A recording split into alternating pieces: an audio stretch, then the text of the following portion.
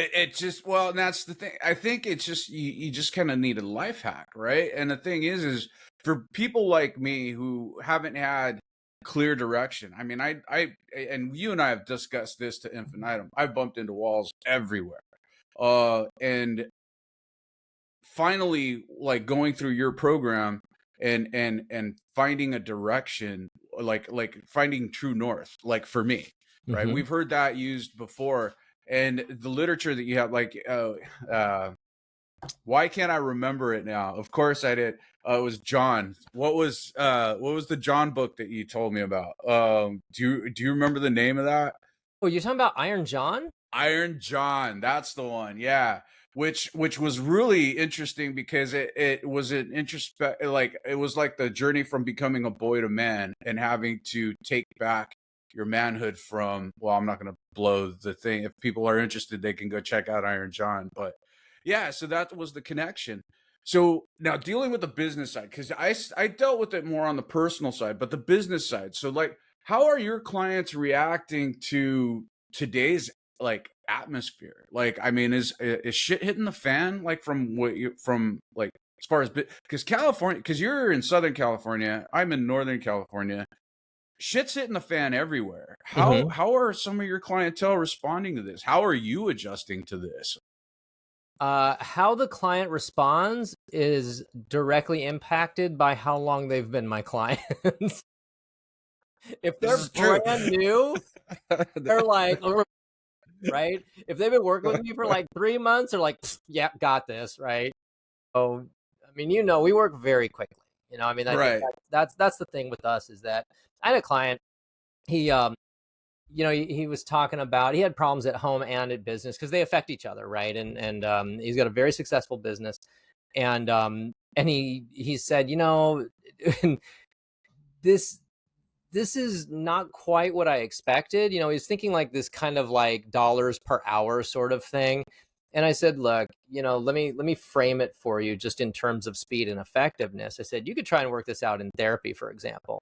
You're going to spend the next, I don't know, 3 years trying to do that. And it's probably not going to work, and the money you spend, if you spend, I don't know what, $300 an hour for therapy over 3 years, 50 weeks a year, you're looking at $45,000 and it's not going to work. I don't remember how much they charge. I had to fire mine before I took I you mean, on. yeah, anywhere from, 175 to, 250, $300 or something. I said, but what would it be worth if you could do it successfully in 3 months?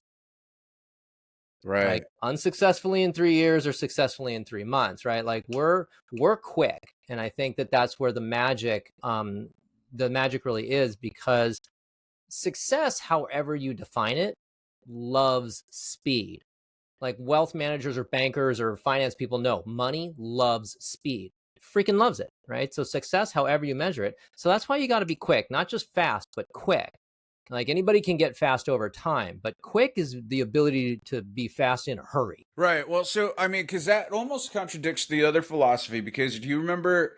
Do you remember as we were going through this and I was banging my head up against the wall? You kept telling me, smooth, slow Slow is is smooth, smooth and and smooth is smooth is fast. fast. Right. Yeah, I And learned that from the SEALs that I train with.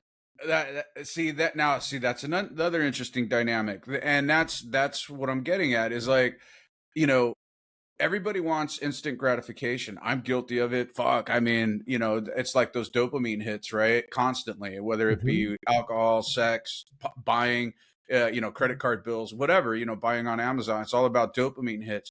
Mm-hmm. But where I really saw like the growth in my life, and where I is being able to even sit down and writing the book and doing my 4 step and realizing that when I had writer's block, I didn't freak out about it. Mm-hmm. It's like I sat down for 6 weeks, I think, and just slammed through like 40,000 words, something ridiculous like that. And Mm-hmm. then all of a sudden it was just like, nothing. Mm-hmm. And then I let it sit and simmer for another 5 weeks. And then all of a sudden it was bam, just like it was. So that's the magic of it all. It's like we have this idea that everything needs to happen now. And from a societal and with the new regime that we have in place, I really don't want to get too deep into the weeds regarding political ideals, but what I'm noticing is that we don't have any fucking patience. And you know, like, and I'll just bring up the Epstein files. Everybody's shitting, you know, last week about the Epstein files, and it's like, how come they won't release? And then, you know, and we got everybody going nuts, right, about the Epstein files. And I stepped back and I was like thinking about it, and I was like, what if, right, this Epstein, let's just say this Epstein list does actually exist, right?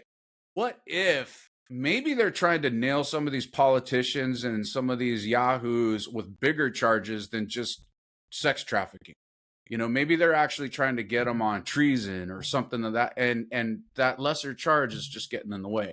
Of course, I don't know. I'm a conspiracy theorist, so it's like, but what I'm getting at is like everybody wants this instant gratification. They get upset when they don't get it. And so how do you help your clientele like slow them down? The work generally feels painfully slow because what people are looking for, they when they say they want results fast and they want it right now kind of thing, what they're talking about is like an end result physical world reality. So let's take getting, everybody has some kind of relationship with fitness, getting in shape, losing weight, whatever. You know, we've all been there, done that at some point, at least most of us, I think.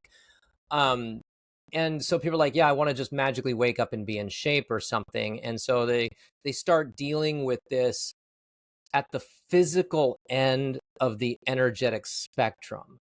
I'm going to go down a little bit of the rabbit hole here. So, you know, bear with me. I won't make it complicated. Is this the woo-woo stuff you were telling me about? No, this is more about energy fields. This is more about science and subatomic physics. All right, cool. You know, I mean, I can frame it in woo language if you want, right? I'm a neophyte, so you got to keep, you know, you got to dumb it down a couple of levels. All right, yeah. No, I'll make it simple. So, so like the chair that you're sitting in, the desk that you're at, the physical properties, right, at the atomic and subatomic level are basically nothing. There's like nothing there, right? So it's not so much a physical thing as it is compressed energy. So physical world reality, matter, is the slowest moving energy, right? And so when we're talking about our physical form, right, that again is the slower energy. That's a physical world reality. And this is where people start working on that problem. They're going to go to the gym and they're going to start eating healthier or whatever. That's not where the problem started. That's where the problem finished. So what they're doing is they're starting at the bottom end and then basically swimming upstream against the flow of reality and how it unfolds. And that takes willpower, which is an inexhaustible resource. It's very difficult to do. It takes a lot of energy, so it's painfully slow. So when you go jump into the physical end and try and make this happen quickly, it's a grind and it's really hard. And so the way that reality unfolds starts in the energetic, in kind of this ethereal sort of frequency, right? Right. So instead of adjusting, trying to get that physical world reality result quickly, you focus on the energy, the frequency that you need that supports that physical world reality.